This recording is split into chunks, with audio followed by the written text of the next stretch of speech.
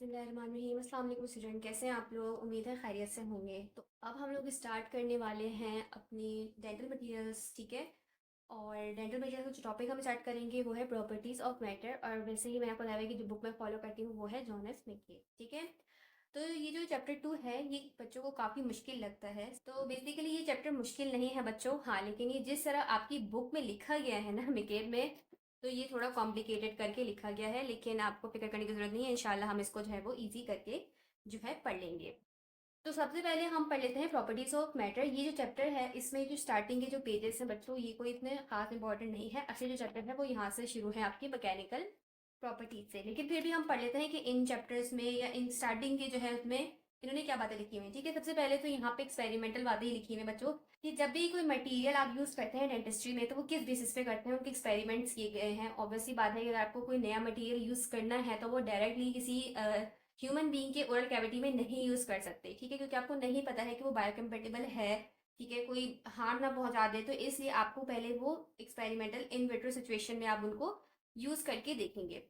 तो ये सारी लेबोरेटरी की बातें लिखी हुई है, इसमें कोई काम की बात नहीं है। तो बच्चों जो हमारे पास डेंटल मटेरियल्स यूज़ होते हैं डेंटिस्ट्री में वो कितने टाइप के होते हैं? अगर आप लोग ने इम्प्रेशन मटेरियल देखे होंगे तो इम्प्रेशन मटेरियल हमारे पास एक मटेरियल है। अगर आप लोग ने कभी फिलिंग मटेरियल देखे होंगे जैसे कॉम्पोजिट जीआईसी, तो ये भी हमारे पास मटेरियल है। क्राउन आपने देखे हैं, मेटल्स के होते हैं, पोर्सिलीन के होते हैं। उसके अलावा जो ऑर्थोडोंटिक वायर्स होती हैं हमारे पास, ठीक है, निकल की हो गई, हमारे पास टाइटेनियम की हो गई, स्टेनलेस स्टील हो गया। तो ये सारे हमारे पास मटेरियल हैं जो हम डेंटिस्ट्री में यूज करते हैं। अब कुछ मटेरियल्स ऐसे होते हैं बच्चों की जो हमारे पास अनमिक्स फॉर्म में आते हैं, उनको हमें मिक्स करना होता है। अगर हम बात करें इम्प्रेशन मटेरियल की, ठीक है, तो इम्प्रेशन मटेरियल हमारे पास अनमिक्स फॉर्म में आते हैं, यानी वो हमें पाउडर और लिक्विड का रेशो हमारे पास होता है, तो उसको हमें मिक्स करके अपना जो हमारी ज़रूरत का मटेरियल है वो हमें फॉर्म करना होता है। तो हर मटेरियल की अलग डिमांड है, अलग रिक्वायरमेंट है इन डेंटिस्ट्री में। यहाँ पे हम एज अ जनरल पढ़ेंगे, ठीक है, कि क्या हमें पढ़नी है क्या नहीं पढ़नी। तो हर मटेरियल की प्रॉपर्टीज जो है ना वो बेसिकली 3 कैटेगरीज में डिवाइड हुई हुई है। पहली प्रॉपर्टीज जो है वो हमारे पास अनमिक्स मटेरियल की है, दूसरी प्रॉपर्टी ड्यूरिंग मिक्सिंग की है, और तीसरी प्रॉपर्टी मिक्स मटेरियल की है। जो सबसे ज्यादा इंपॉर्टेंट होती है बच्चों वो मिक्स मटेरियल की प्रॉपर्टी होती है, क्योंकि एक मटेरियल जो हमारे पास ओरिजिनल फॉर्म में आया है, मिक्स फॉर्म में आया है, उसकी प्रॉपर्टीज देखकर ही हम ये फैसला करेंगे क्या हम इसको जो है यूटिलाइज कर सकते हैं अपने डेंटल क्लिनिक में, या इसकी रिक्वायरमेंट इतनी है कि हम इसको पेशेंट के ओरल कैविटी में यूज कर सकें। तो अनमिक्स मटेरियल की प्रॉपर्टी में सिर्फ एक प्रॉपर्टी आती है बच्चों, वो है शेल्फ लाइफ, ठीक है। जैसे अगर आपके पास अभी कोई अनमिक्स मटेरियल आया है, लेट सपोज मैंने जो है एल्जिनेट पाउडर खरीद लिया, अभी वो एल्जिनेट पाउडर एक अनमिक्स मटेरियल है, वो सिर्फ पाउडर फॉर्म में है, तो उसकी एक शेल्फ लाइफ होगी। तो shelf life means an expiry date. तो उसकी एक एक्सपायरी डेट होगी, जैसे अकॉर्डिंग टू साइंटिस्ट जो हमारे पास एल्जिनेट है उसकी शेल्फ लाइफ होती है 3 to 5 years, यानी 3 से 5 साल में वो एल्जिनेट पाउडर खराब हो जाएगा। तो मुझे इसको 3 से 5 सालों के अंदर यूज करना है, तो ये हमारे पास प्रॉपर्टी हो गई अनमिक्स मटेरियल की, that is the shelf life, ठीक है। आगे यहाँ पे एक और बात लिखी हुई है कि हम किसी भी मटेरियल की शेल्फ लाइफ को किस तरह इंक्रीज कर देते हैं। तो बिल्कुल वही बात, अब उसको रेफ्रिजरेटर में रख देते हैं, बिल्कुल इसी तरह जैसे घर का खाना जो है वो अगर हमें खराब होने से बचाना है तो हम उसको फ्रिज में रख देते हैं। इसी तरह मटेरियल्स में भी यही प्रॉपर्टी है कि अगर हम चाहते हैं उनकी शेल्फ लाइफ और इंक्रीज हो जाए, ठीक है। पहले से अल्जीनेट की तो बहुत ज्यादा ना, लेकिन हो सकता है कुछ मटेरियल ऐसे हो कि जो हमारे पास विदिन 15 डेज या विदिन 14 डेज जो है वो हमारे पास एक्सपायर होने को आ रहे हो, तो हम उनको रेफ्रिजरेट करके उनकी शेल्फ लाइफ इंक्रीज कर सकते हैं। आगे बस यहाँ पे ये लिखा हुआ है कि हमें कैसे पता चलता है कि मटेरियल्स की शेल्फ लाइफ कितनी है और कब तक है, ठीक है। तो इसके लिए साइंटिस्ट जो है वो एक एक्सपेरिमेंट करते हैं, और उस एक्सपेरिमेंट को हम कहते हैं एक्सीलरेटिंग एजिंग, ठीक है। यानी उनकी जो है वो फौरन से उनको खराब करके देखना है कि ये कितने टाइम में खराब हो रहा है, और वो खराब किस तरह देखना है कि वो उन्हीं मटेरियल को हाई टेम्परेचर पे स्टोर कर देता है, ठीक है। तो वो अगर हाई टेम्परेचर पे मटेरियल को स्टोर करेंगे तो उनको पता चल जाएगा कि वो कितने टाइम पीरियड में मटेरियल खराब हो रहा है। तो वहीं से हमें पता लग जाती है कि शेल्फ लाइफ, कि इतना टाइम है इन मटेरियल के पास कि इतने टाइम में ये बेस्ट बिफोर या जो भी एक्सपायर है वो हो जाएंगे।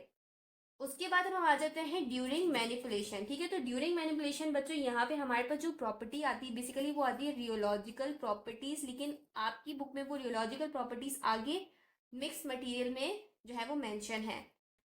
तो रियोलॉजिकल प्रॉपर्टीज क्या होता है? रियोलॉजिकल प्रॉपर्टीज होती हैं कि जब भी हमारे पास किसी भी ऑब्जेक्ट पे कोई फोर्स लग रही है, कोई स्ट्रेस लग रहा है, तो वो अपने आप को डिफॉर्म करके अपनी शेप चेंज कर रहा है। तो उस डिफॉर्मेशन होने की वजह से जो भी उसके ऊपर चेंजिंग्स आ रही हैं, या जो भी उसकी प्रॉपर्टीज चेंज हो रही है, जैसे लाइक विस्कोसिटी, इलास्टिसिटी, प्लास्टिसिटी, ये सारी हम रियोलॉजिकल प्रॉपर्टीज में पढ़ेंगे, सही है। उसके अलावा अब ड्यूरिंग मिक्सिंग अगर हम बात कर रहे हैं एल्चिनेट की, तो हम देख लेते हैं कि अगर हमारे पास एक पाउडर है और एक लिक्विड है, ठीक है, तो ये पाउडर और लिक्विड जो इनकी प्रॉपर्टीज होती हैं वो किन चीज़ों पे डिपेंड करती हैं बच्चों, वो बहुत सारी चीज़ों पे डिपेंड करती हैं। आपकी बुक में बहुत सारी चीज़ें लिखी हुई हैं, आप यहाँ से उनको पढ़ भी सकते हैं, ठीक है। विस्कोसिटी भी डिपेंड करती है, और हमारे पास टेम्परेचर अच्छा होना चाहिए, मेथड ऑफ डिस्पेंशन हम कौन सा यूज़ कर रहे हैं, ठीक है, ये सारी प्रॉपर्टीज। तो यहाँ पे मेथड ऑफ डिस्पेंशन को और फर्दर इन्होंने जो है वो डिफाइन किया गया है कि जो मेथड ऑफ डिस्पेंशन है वो हमारे पास बहुत ज़्यादा इंपॉर्टेंट होता है, क्योंकि जब भी हम कोई मटेरियल मिक्स करते हैं तो वो लाजमी है कि वो किस मिक्सचर में मिक्स हो, होमोजीनियस मिक्सचर, ठीक है। जैसे अगर हम एक अल्जीनेट को मिक्स कर रहे हैं तो बच्चों उसका होमोजीनियस मिक्सचर होना ज़रूरी है, ताकि उसकी प्रॉपर्टी जो है वो इक्वली डिस्ट्रीब्यूट हो जाए पूरे उस मटेरियल के अंदर। ऐसा ना हो कि अगर मैं उसको ट्रे में लोड करूं और जैसे ही मैं इम्प्रेशर लूँ तो कहीं से वो मटेरियल वीक हो और वहां से वो टीयर हो जाए।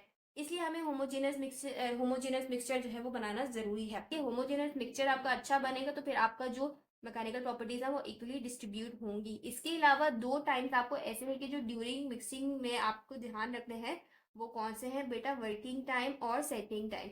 इन दो टाइम्स का आपको ख्याल रखना है, क्योंकि अगर आपने एक भी टाइम में डिले कर दिया तो फिर वो मटेरियल जो आप यूज़ कर रहे हैं वो किसी काम का नहीं है।